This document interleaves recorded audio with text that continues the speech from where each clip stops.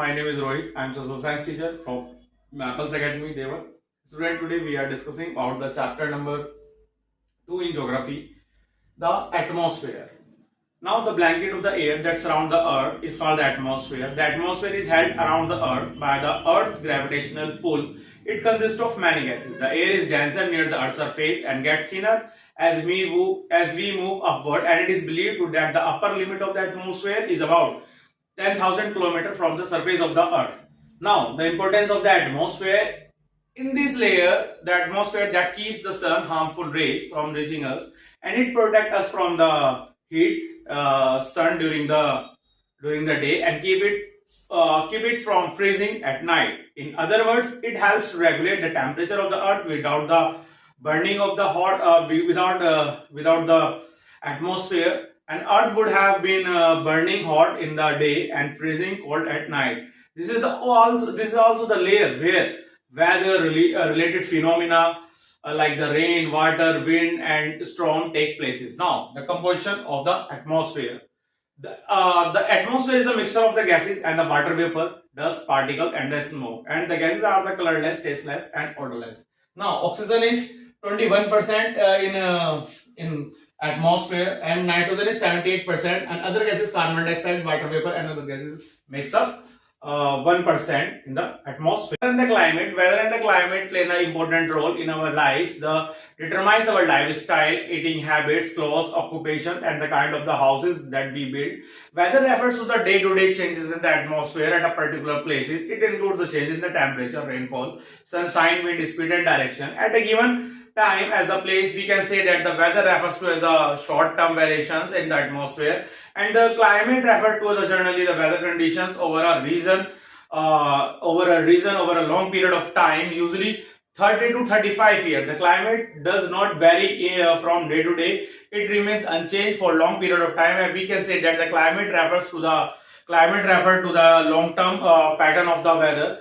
And we generally use a number of the terms to describe the weather and the climate, such as a hot, cold, windy, and cloudy, dry, and the rainy, etc.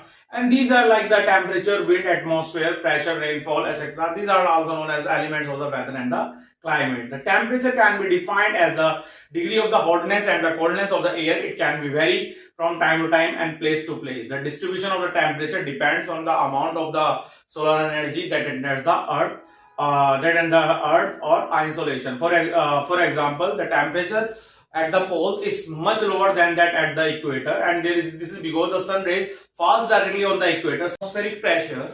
The blanket of the air around the earth has some weight and therefore exert a pressure on the earth's surface, and atmospheric pressure varies from place to place and from time to time due to the following factors: the air temperature, air density, moisture, and altitude. The air temperature. The distribution of the air pressure depends on the air temperature. If the temperature is high in a place, the air gets heated up and extent becomes a lighter, and the warmer air rises up to creates a low pressure area. Such area experience cloud and rainfall. If the temperature is low, then the air